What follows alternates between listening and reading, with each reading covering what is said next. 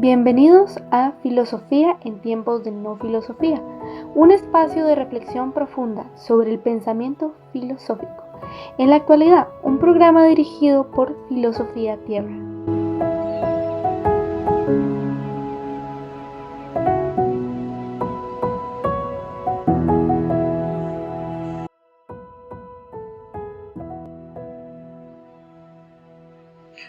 En aquel tiempo, Jesús dijo a sus discípulos: El que me ama, cumplirá mi palabra, y mi Padre lo amará, y haremos en él nuestra morada.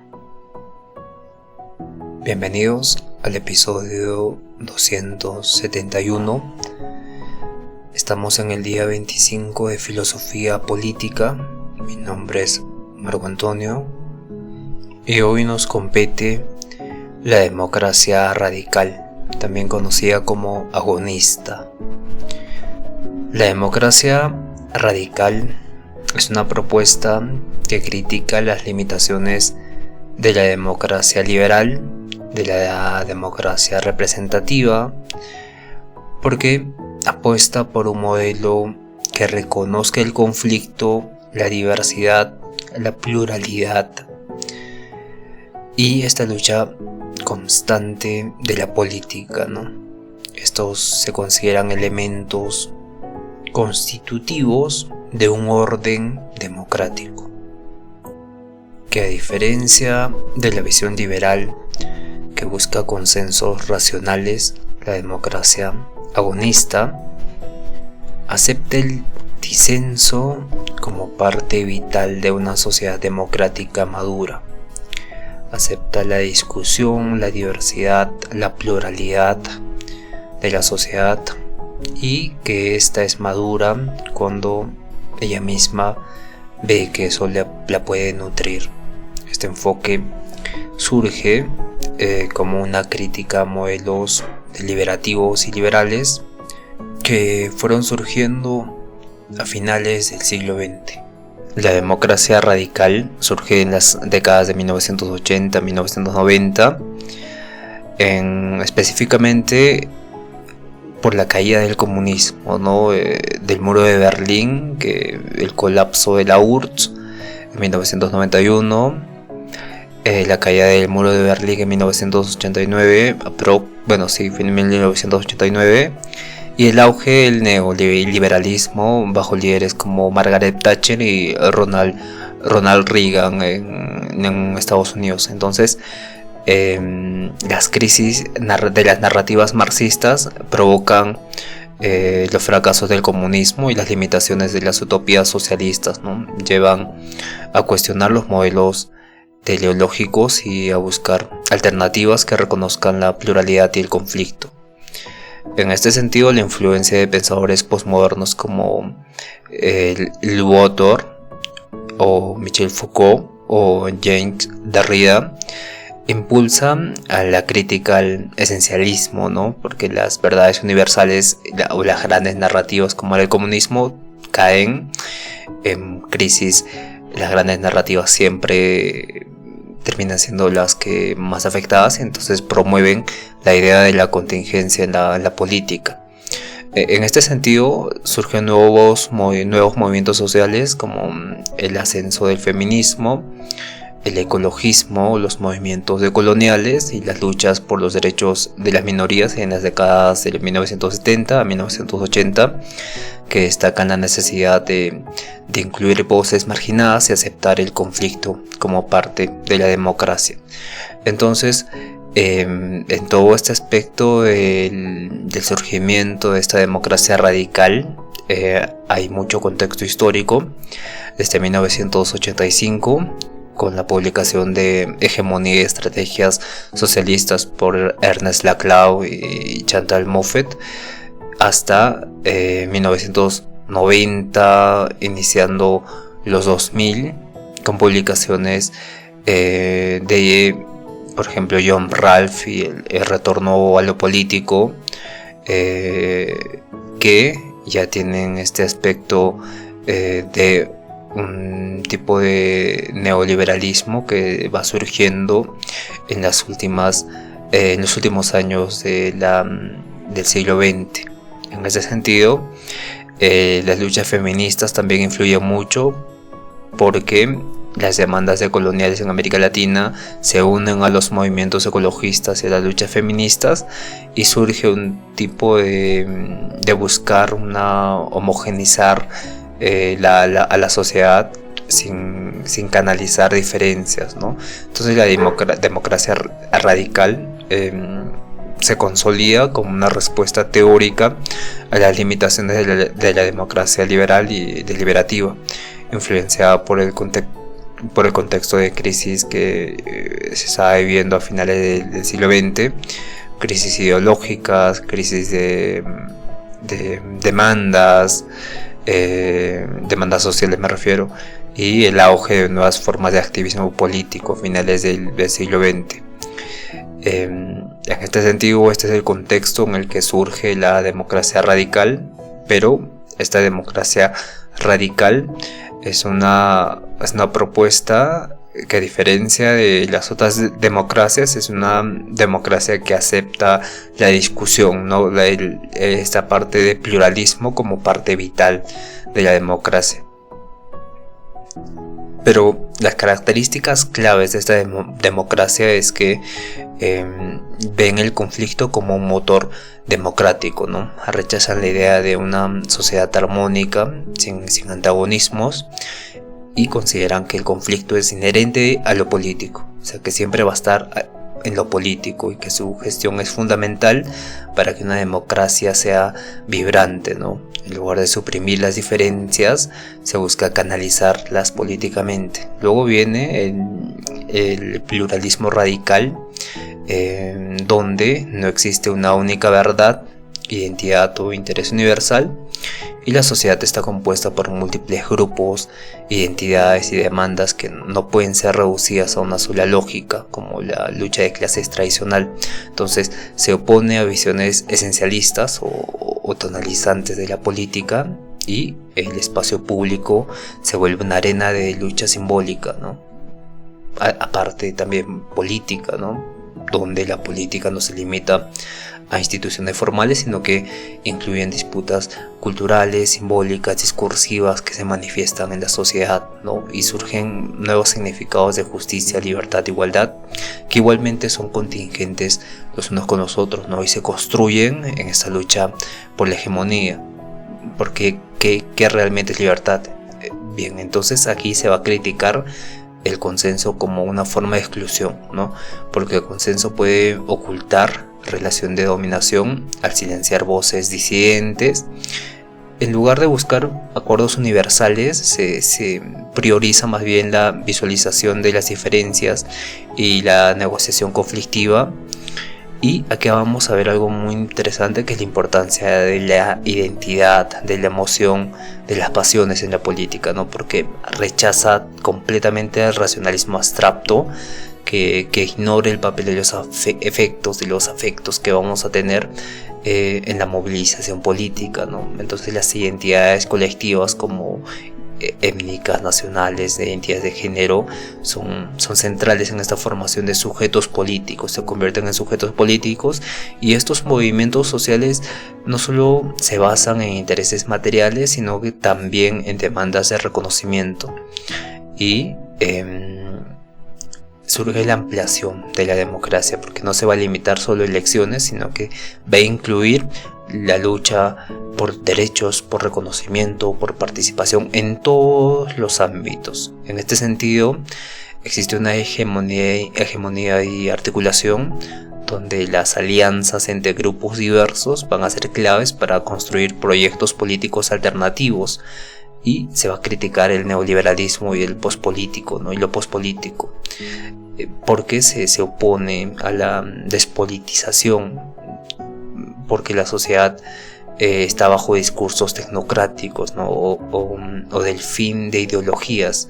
Desde esta perspectiva influye en movimientos como el populismo de izquierda, el feminismo radical y el ecologismo político, que buscan democratizar esferas tradicionalmente excluidas de lo político. como primer teórico, bueno, dos, tenemos a Ernesto Laclau y Chantal Mouffe. Ambos son figuras centrales en la teoría política contemporánea porque reformulan el concepto de hegemonía y su defensa de una democracia radical y pluralista, ¿no? Replantean todo el marxismo desde el postestructuralismo e integran ideas de Gramsci, Derrida y Wittgenstein. Entonces, esta parte de su libro de 1985, Hegemonía y Estrategia Socialista, marcan muchas ideas interesantes, ¿no? Menciona que las identidades políticas como pueblo, feminismo, clase obrera, pongamos estas identidades o estos nombres, estas palabras como identidades políticas. Pueblo es una identidad política, clase obrera es una identidad política, feminismo es una identidad política. En este sentido no están dadas, sino que se construyen discursivamente a través de articulaciones hegemónicas y no hay un sujeto revolucionario universal o el proletariado, sino que hay múltiples luchas que deben articularse en un proyecto contrahegemónico. Ejemplo, el populismo de izquierda, como el kirchnerismo o Podemos, busca unificar demandas dispersas de género, ecología, derechos laborales, bajo una identidad común, que es el pueblo frente a la oligarquía. Con eso, con referencia al libro de Laclau, pero en el libro específicamente y solo de Mouffe, de Chantal Mouffe, que es El retorno de lo político de 1993, menciona que el antagonismo, o sea, lo que está puesto en lo político, ¿no? Por ejemplo, entre un gobierno de derecha y el antagonista es el de izquierda, ¿no? El gobierno de izquierda. Entonces, y no solo esto, sino que en diferentes posiciones políticas pasa esto, ¿no? Este conflicto irreductiblemente se ocurre entre enemigos. Entonces el término enemigos es importante porque se convierte en una identidad. Entonces se niegan mutuamente, ¿no? El fascismo versus el comunismo. Entonces existe un conflicto entre adversarios legítimos que aceptan las reglas democráticas, pero disputan significados y proyectos, ¿no? Izquierda versus derecha. Y en este sentido Mouffe denuncia que el consenso neoliberal, este centrismo técnico, despolitiliza y excluye alternativas reales, ¿no? O sea, siempre hay izquierda-derecha y no hay una alternativa que solucione a ambos, sino que se perpetúa estas luchas antagónicas, agonistas, que van nutriendo este conflicto entre adversarios, por así decirlo, legítimos. Y se vuelve una tradicional, ¿no? Y el poder tradicional niega para que exista lo verdaderamente político. La razón populista, este libro de Laclau es muy interesante. Ahí menciona que el populismo no es una ideología, sino que es una forma de construir lo político, ¿no? Un pueblo como identidad política, entre comillas, pongámosle pueblo, se articula frente a un establishment, o sea, los de abajo versus los de arriba. Entonces, la demanda popular exige una reivindicación concreta de derecho a la vivienda, por ejemplo. Entonces puede volverse hegemónica si simboliza un rechazo más amplio al sistema, ¿no? En este libro es muy interesante porque todas las demandas forman una cadena equivalencial donde van formando una identidad mucho más grande, ¿no? Los de abajo, los de arriba, por el pueblo, y entonces se articula un tipo de establishment donde va con lo contrahegemónico, ¿no? Y existe un tipo de psicoanálisis acá porque se supone que cada demanda requiere de un tipo de fuerza emocional, menciona la Cloud, ¿no? Y ahí coge conceptos del psicoanálisis de Freud y es como si le diéramos vida a un concepto determinado por el pueblo que va a determinar un tipo de gobierno o de diferencia los de abajo versus los de arriba. En ese sentido, la frase, por ejemplo, la tarea de la política democrática no es eliminar las pasiones, sino movilizarlas hacia formas democráticas de identificarse, critica completamente al racionalismo porque los afectos que son miedo, esperanza, indignación son fundamentales para la acción colectiva, ¿no? Y esto es muy interesante porque existe un rechazo al universalismo absoluto, o sea que no hay una verdad absoluta en la política, sino que hay una disputa por los significados, porque el significado por el pueblo lo puede usar la presidenta corrupta de un país, pero también la puede usar por el pueblo una marcha de obreros que están luchando por el costo de vida, o los transportistas o cualquiera persona puede usar por el pueblo.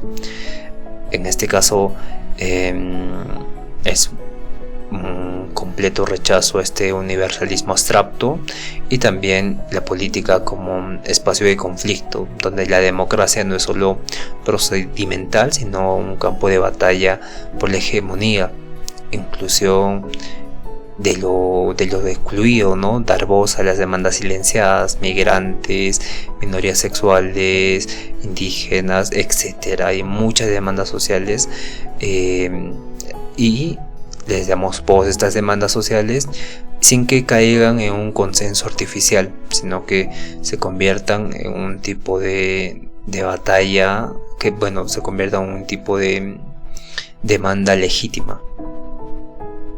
Hay mucho conflicto en esto porque algunos argumentan que su enfoque subestima las necesidades de la cooperación institucional, porque la Clau es acusado de justificar liderazgos personalistas como por ejemplo Hugo Chávez, y Moffett responde que el antagonismo, que este tipo de agonismo, esta democracia radical exige límites éticos. Sin embargo, cuando se expresa la Cloud dando definición de populismo, es acusado de justificar liderazgos personalistas, ¿no? En este caso Hugo Chávez, pero la Cloud menciona específicamente que el líder surge de improviso. El líder nunca es elegido, bueno, cuando hay una demanda social y se necesita un líder, ¿no? De todas las demandas de la cadena equivalencial de demandas, ¿no? Hay muchas demandas y todas dicen por el pueblo, pero se necesita un líder que vaya a administrar la prioridad de las demandas que se van a responder. Y entonces el líder nunca es elegido, sino el líder surge de ahí, ¿no? Como una consecuencia más no un iniciador. Eso es muy importante en la Cloud. Y entonces evidentemente surgen liderazgos personalistas, ¿no? Personajes con más participación, más carisma, lo que fuese, resaltan, pero eso no quiere decir que surjan o que apoya al socialismo, sino que, o en este caso a Hugo Chávez, sino que simplemente trata de decir que va a surgir de ese aglomerado, de improviso, naturalmente. Es bastante complejo. Podemos las últimas clases hablar de la Cloud, ¿no? Hablar profundamente sobre todos estos aspectos de la política contemporánea porque son muy profundos. Estamos repasando una pasada muy ligera, pero hay mucha profundidad en todos estos filósofos contemporáneos. Luego tenemos a James Rancière. Él tiene un libro que se llama El desacuerdo, de 1995, donde ofrece una perspectiva disruptiva que dialoga críticamente con la democracia radical de Laclau y Moffett, pero también explora, se distancia de ellas, ¿no? Y su enfoque redefine lo político, la igualdad radical y la interacción de las órdenes que se van viendo o que se van imponiendo. En Rancière vamos a ver que el desacuerdo es importante porque la clave es que la democracia es un acto de igualdad, no como régimen, sino como acto orgánico. Entonces la democracia para Rancière no es un sistema de gobierno. O sea, las elecciones institucionales no son sistemas de gobierno, sino es un evento donde los excluidos, los que no tienen parte en la política, irrumpen para reclamar igualdad. Y esto cambia completamente la noción de democracia. Muchos pensamos que la democracia es un tipo de sistema de gobierno que sirve para manifestarnos, ¿no? Pero cuando Rancière menciona que la democracia es un evento donde los excluidos irrumpen para reclamar igualdad, cambia completamente el panorama de cómo pensamos la democracia. Por eso antes le mencionaba que entender esto es educación cívica, ¿no? En este sentido, las revueltas en Haití, por ejemplo, casos históricos, o el movimiento de los afrodescendientes que exigen ser contados como iguales también, ¿no? La Black Lives Matter.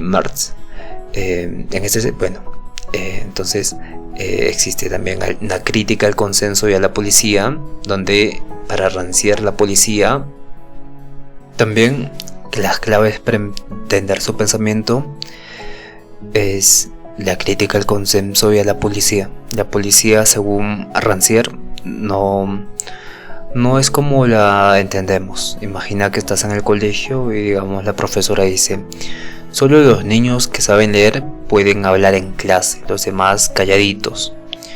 Eso es la policía para Rancière. No solo son los policías de uniforme, sino cualquier regla que decide quién puede hablar y quién no puede hablar. Por ejemplo, los ricos pueden votar y los pobres no, como pasaba antes. O los doctores mandan y los pacientes obedecen. Entonces la policía es como un maestro que siempre elige a los mismos niños para jugar y a otros los deja fuera. Y el desacuerdo, este concepto es muy interesante porque para Rancière, porque un día, digamos, imagina que un niño que no sabe leer levanta la mano y dice: yo también quiero hablar, es injusto. Entonces eso es un desacuerdo, porque cuando alguien que no tiene derecho según las reglas exige ser escuchado, se le considera como un desacuerdo. Entonces, por ejemplo, ejemplos reales, ¿no? Los esclavos que dijeron: somos personas libres, o las mujeres que votaron por primera vez cuando antes no se podía, hicieron este tipo de para los opuestos era un desacuerdo esto, ¿no? Es como cuando tu hermano pequeño grita: yo también quiero elegir el dibujo animado, pero aunque siempre tú elijas, es un tipo de desacuerdo, y para esto se necesita un consenso. Ya vimos que la policía, como este concepto de desacuerdo, siempre está relegando a aquellas minorías. En este sentido, el consenso sería malo, porque la profesora dice: todos estamos de acuerdo en que solo los que leen hablan, ¿verdad?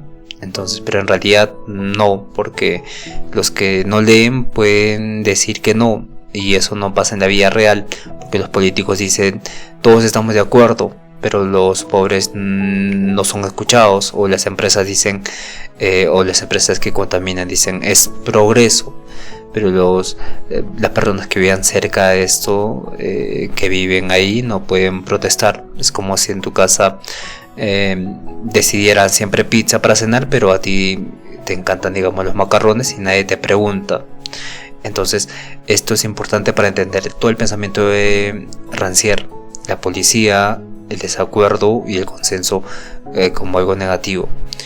La policía son las reglas que dicen quién manda y quién obedece. El desacuerdo son cuando los que no cuentan exigen ser iguales. Y el consenso es cuando fingen que todos estamos de acuerdo en algo, pero en realidad callamos algunos. Bueno, callan a muchos. En ese sentido, la moraleja es que la democracia de verdad es cuando todos pueden hablar y no solo los que tienen el poder. Ahora vamos a hacer una diferencia entre Laclau, Montfort y Rancière. Bien, la política en Rancière es excepcional, surge de las rupturas, mientras que la política para Laclau y Montfort es que la política es permanente, es una lucha hegemónica y de constantes. Para Rancière rechaza toda institucionalización, donde la democracia no es un régimen, mientras que Laclau y Montfort buscan reformar instituciones desde el conflicto agonístico, ¿no? Y la igualdad para Rancière es una presuposición, es presupuesta, no es construida, es más bien un acto y no es un resultado. Para Laclau, la igualdad se articula mediante la hegemonía y en este sentido, para Rancière, va a criticar al populismo porque lo ve como una forma de jerarquía, mientras que Ernesto Laclau y Montfort defienden el populismo como una estrategia más bien, ¿no? Estos ejemplos que vamos a ver más adelante son muy importantes. Las huelgas de estudiantes, por ejemplo, cuando los niños sin voz política ocupan escuelas para exigir derechos, ¿no? Evidentemente es una crítica o es un ejemplo de política en Rancière. Lo mismo pasaba en Francia con los movimientos Gilets Jaunes, donde protestas de trabajadores rurales o marginados, en este caso marginalizados, irrumpen en el espacio público para denunciar su invisibilidad, ¿no? Y esto es completamente lo que trata de decir Rancière.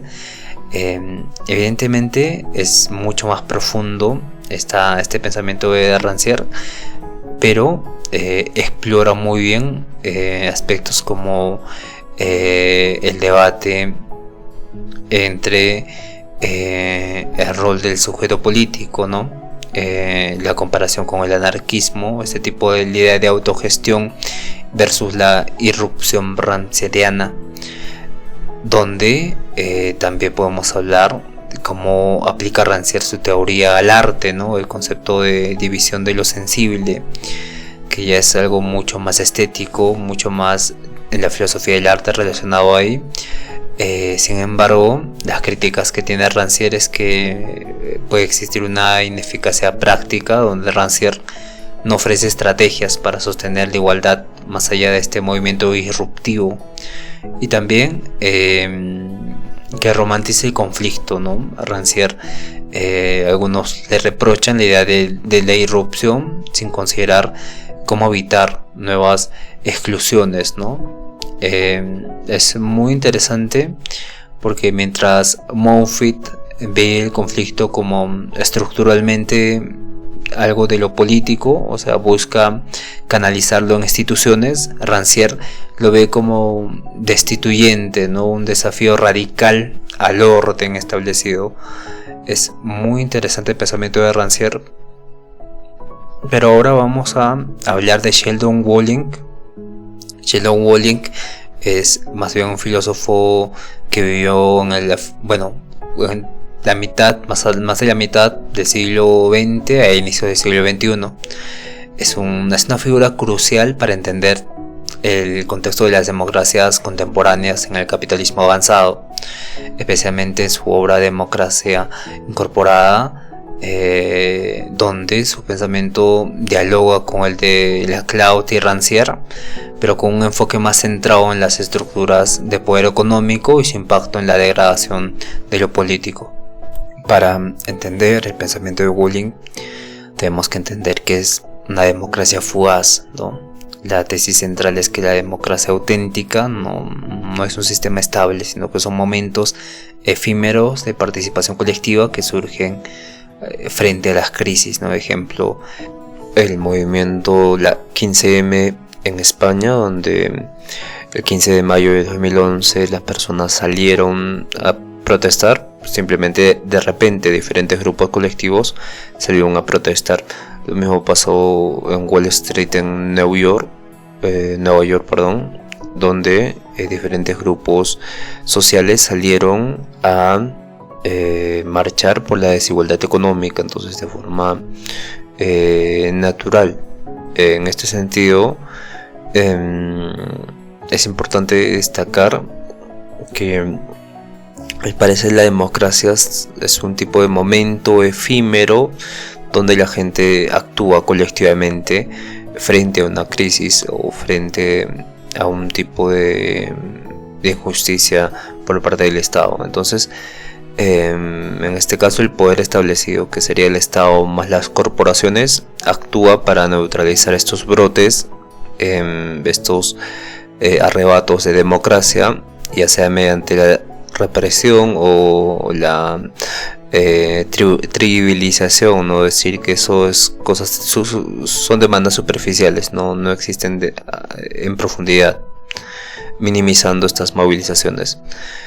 Evidentemente esta posición tiene bastante contraste con Laclau, por ejemplo, porque recordemos que Laclau no está a favor del populismo, pero sí considera necesario el populismo para la democracia. Entonces, él confiaba en la lucha hegemónica dentro de las instituciones, ¿no? El poder versus el otro, ¿no? El opuesto. Habían dos formas había un contrapeso, ¿no? El Estado y el que estaba en contra, la oposición. Y esto estaba dentro de una lucha constante de las instituciones. Pero con Rancière, por ejemplo, él veía la democracia como una irrupción disruptiva, ¿no? Pero analiza más la absorción que esta tiene por el capital. El dinero subsume a las democracias, manteniéndolas en un tipo de trabajo, por ejemplo, en un tipo de actividad, ¿no? Pero con Woolin vemos que es algo mucho más profundo, porque él denuncia cómo el capitalismo vacía los impulsos democráticos, ¿no? Y transforma a los ciudadanos en mercancías políticas. Por eso los partidos políticos tienen un eslogan que más es como un tipo de eslogan publicitario de los partidos, ¿no? Los convierten en simples números, en mercancías a las personas que votan. Entonces es algo completamente interesante y profundo, y por eso mencionaba que tenía que cambiar, entender mucho mejor la democracia, no como un sistema estable, sino como momentos efímeros de acción colectiva, ¿no? Y entender esto es algo sumamente importante y complejo, que nos va a ayudar a entender un poco cómo funcionaría una sociedad más justa, ¿no? Y qué debemos hacer para actuar correctamente y teniendo un gobierno democrático, creando un gobierno democrático, ¿no? El otro concepto clave para entender el pensamiento de Woolin es que él ve un totalitarismo invertido, este término de...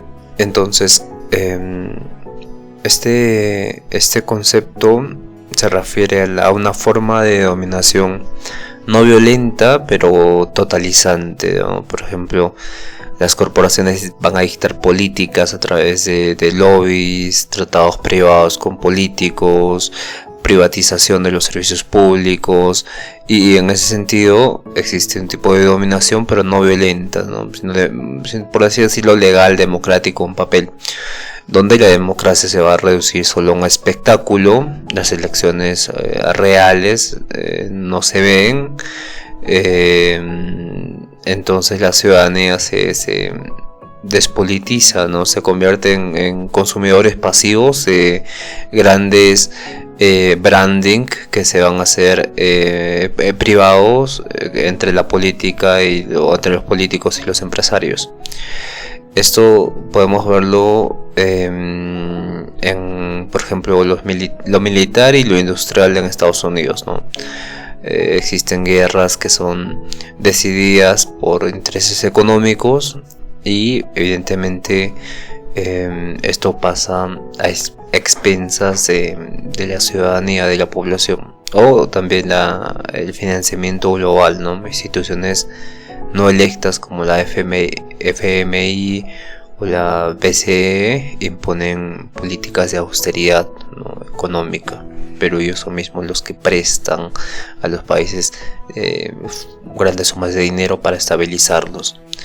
También podemos ver un concepto muy importante en Walling, que la crítica al neoliberalismo y al imperialismo, ¿no?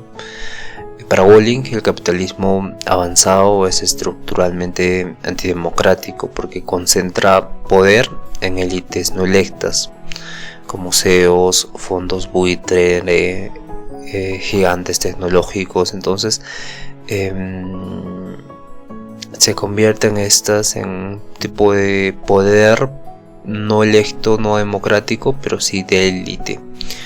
Estos grandes fondos empresariales de banca, los grandes tecnológicos como Google, Tesla, tienen un tipo de poder elitista muy importante que influye en la sociedad, ¿no? Vimos esto con Donald Trump y en las elecciones recientes. También tenemos que hablar del superpoder imperial, ¿no? Walling denuncia la política exterior de Estados Unidos, ¿no? Cómo esta corroe una democracia interna de un país, ¿no? Muchas guerras perpetuas son justificadas por la seguridad nacional, ¿no? En este caso de Estados Unidos. Entonces también existe un tipo de militarización de la sociedad cuando Estados Unidos y otras potencias intervienen en países mucho más pequeños. Evidentemente, Walling no ofrece soluciones definitivas, pero él señala caminos claros para superar estos problemas sociales, ¿no? Él denomina esto alternativas que son son pesimistas pero no nihilistas, ¿no? Por ejemplo, lo local como resistencia. Ya hablamos de esto, ¿no? Las asambleas ciudadanas, los presupuestos participativos, los municipalismos, donde son asambleas, ¿no? Donde se recuperan espacios de deliberación fuera del mercado. Y también la desobediencia civil, ¿no? Con este concepto de consenso manufacturado de Noam Chomsky. Se rompe con este consenso con acciones disruptivas no violentas como huelgas climáticas, etc. Luego también la pedagogía política es muy importante porque va a fomentar una cultura crítica frente a los medios masivos de comunicación y también frente a la tecnocracia, ¿no? Y esto se va a hacer educando en la historia de los movimientos sociales, por ejemplo, y también reduciendo la parte técnica, o sea, traduciendo lo técnico a un lenguaje simple y que se pueda entender. Su visión de una democracia fugaz es muy importante para Walling, ya vimos por qué. Sin embargo, muchos lo critican por la falta de estrategia, no clarifica más bien cómo sostener los momentos democráticos más allá de las protestas, ¿no?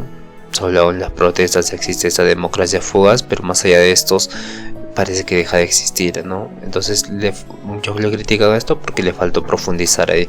Y esto es un buen tema de investigación, ¿eh?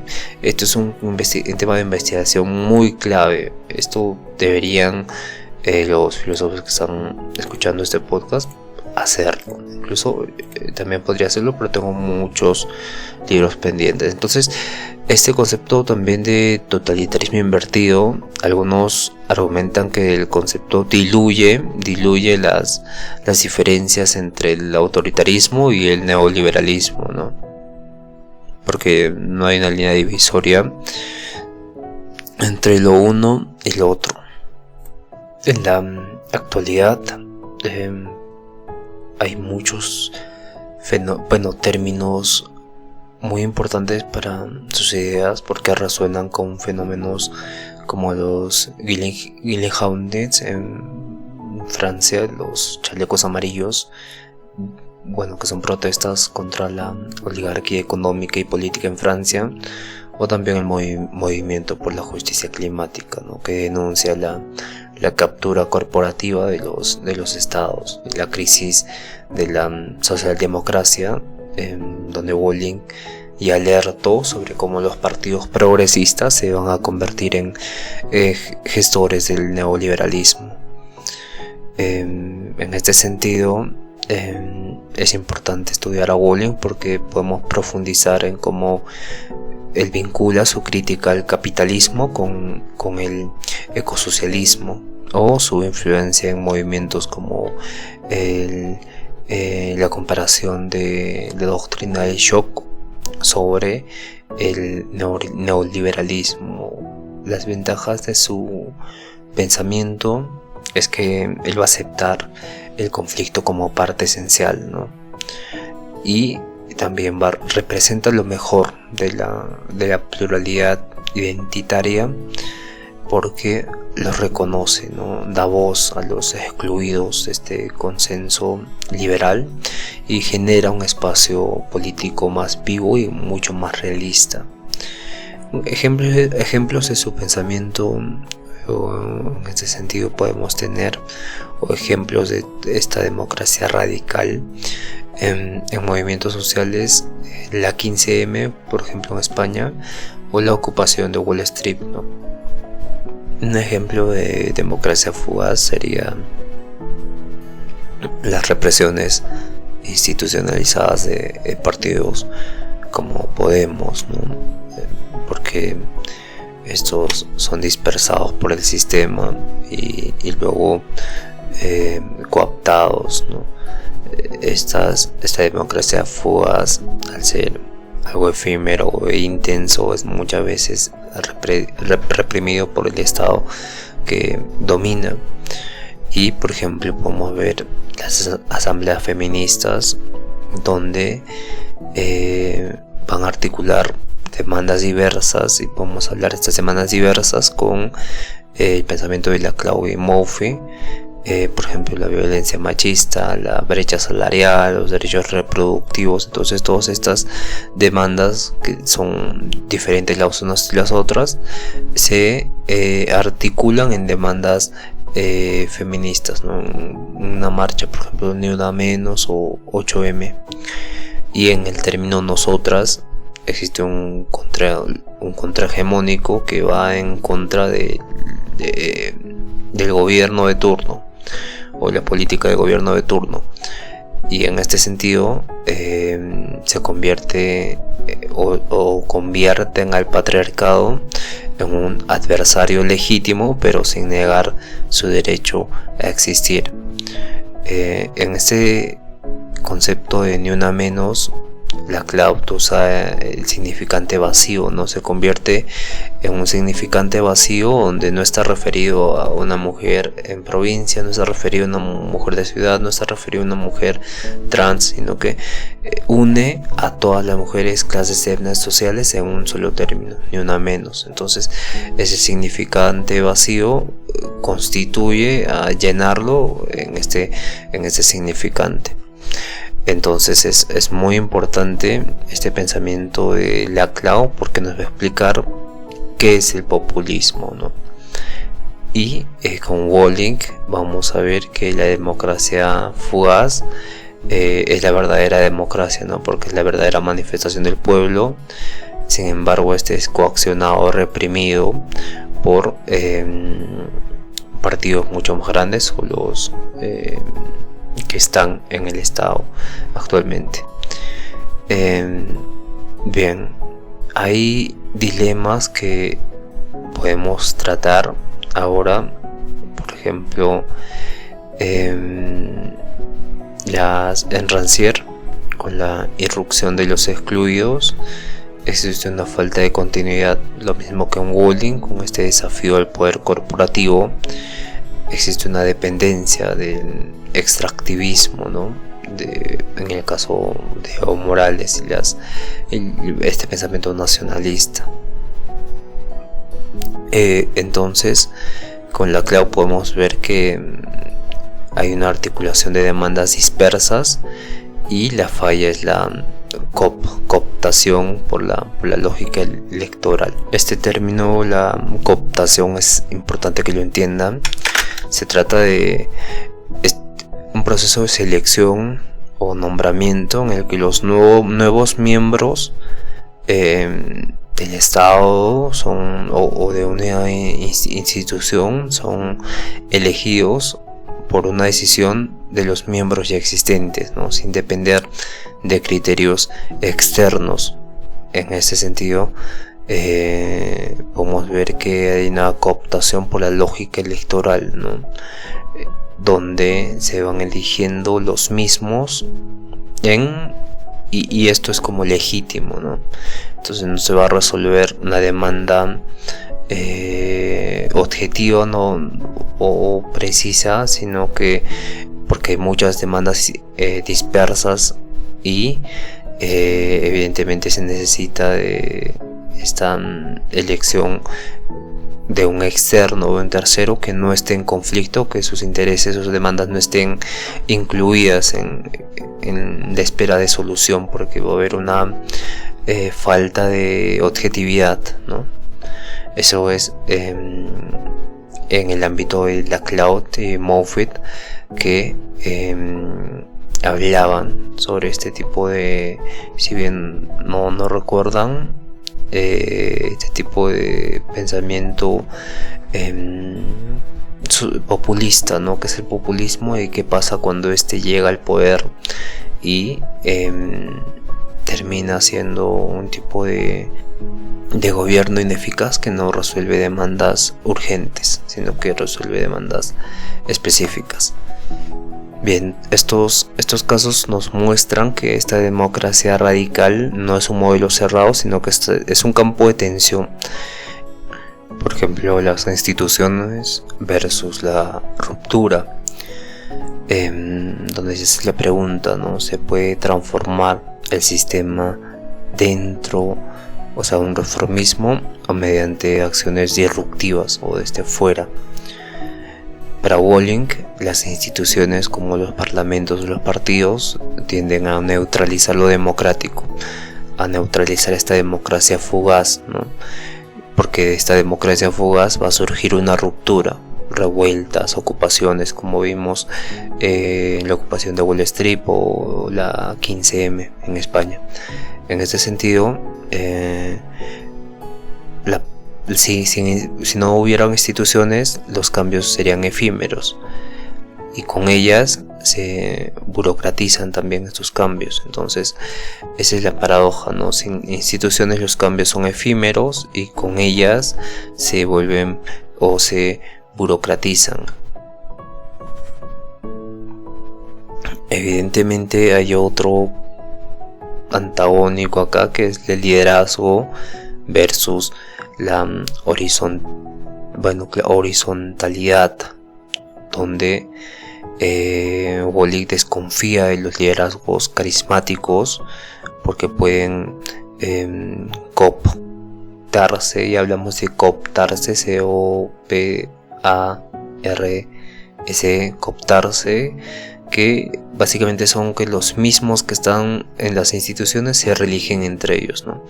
Entonces Y esto es un problema porque este líder carismático puede imponerse o puede imponer su voluntad y olvidar la horizontalidad, en este caso el diálogo, asambleas, y puede rechazar cualquier tipo de democratización fugaz, por ejemplo. Esta democracia fugaz de Bolling, ¿no? Que va a surgir de la nada, pero se le va a reprimir, entonces se pierde este proceso democrático. O también lo antagónico del capitalismo versus las alternativas post-crecimiento, ¿no? La tensión surge cuando se pregunta: ¿es posible una democracia radical dentro del capitalismo o requiere su abolición? Entonces Bolling ve que el capitalismo vacía la democracia, ¿no? El financiamiento de campañas, la mercantilización de los derechos, los lobbies. Entonces se vuelve un obstáculo porque el capitalismo absorbe críticas y evidentemente está influida por un tipo de corporación que afecta o influye en lo político. Entonces, ¿por qué estas tensiones son necesarias, ¿no? Según Bolling, la democracia radical no es un modelo acabado, sino que es un modelo en proceso de mejora constante, en este proceso de lucha contra su propia fuga, ¿no? Cuando la democracia se pierde, va retornando o va avanzando a su reconstrucción. Entonces la democracia no es el destino final, sino que es simplemente un proceso de lucha contra su propia fuga. Es clave para entender toda la democracia, el conflicto permanente, específicamente en esta democracia radical, ¿no? Porque estas tensiones no son un defecto, sino más bien son el corazón de una democracia radical, ¿no? Porque si no hay este conflicto, quiere decir que estamos en un absolutismo o algo parecido. Sin embargo, cuando existen conflictos, quiere decir que existe un tipo de dinamismo entre posiciones opuestas que evidentemente resuenan como democráticas, ¿no? Y aparece la democracia fugaz, en este caso de Bolling, que básicamente nos dice que no, la democracia auténtica no es un sistema estable ni institucionalizable, sino que es un movimiento efímero de acción colectiva que emerge en crisis, ¿no? Y como existen crisis en la democracia, surge también estos momentos efímeros de acción que manifiestan una democracia fugaz. Bien, hemos aprendido muchas cosas sobre estos filósofos. Podemos ampliar un poco más, pero sería en la última, casi hacia el final de este mes, ¿no? Porque es muy importante entender todos estos conceptos, ¿no? Con Ernesto Laclau vimos la razón populista, con James Rancière vimos el desacuerdo, con Sheldon Wolin vimos la democracia incorporada, el concepto de democracia fugaz, y son importantes para entender un poco el sistema o la mejor forma de gobierno que podemos tener. Y conociendo estas formas de gobierno de democracia que podemos tener, podemos elegir correctamente cómo vamos a manifestar una sociedad o cómo vamos a vivir, y eso es lo que nos compete. Gracias por escuchar. Nos vemos el día de mañana con la democracia directa y agradecerles a todos. Y si tienen alguna pregunta o quieren que profundice más en Chantal Mouffe, Ernesto Laclau, Rancière, Bolling, dejen en los comentarios y vamos a darles un repaso mucho más profundo, ¿no? Porque son libros bastante complejos. Por ejemplo, con Laclau, él nos habla de un tipo de psicoanálisis incluso para la manifestación de un tipo de identidad, ¿no? Para que se pone a los significantes vacíos, ¿no? Como por el pueblo o ni una menos, etc. Y cada uno tiene esta profundidad interesante, por eso no son complejos, sino que son importantes en el estudio de la política. Estudiar estos filósofos es completamente no complicado, pero sí requiere su tiempo. Entonces podemos hacer un especial de estos filósofos, cada uno de mínimo media hora, pero tienen que dejar en los comentarios para abordar. Igualmente, en filosofía política, en la sección de filosofía política en el canal principal, vamos a tratar todos esos filósofos a profundidad, ya con diapositivas y demás. Entonces pueden usar la aplicación también, o no la aplicación, pueden usar la IA de la plataforma y ir aprendiendo un poco de Laclau, Moffitt o Rancière o Walling, normalmente.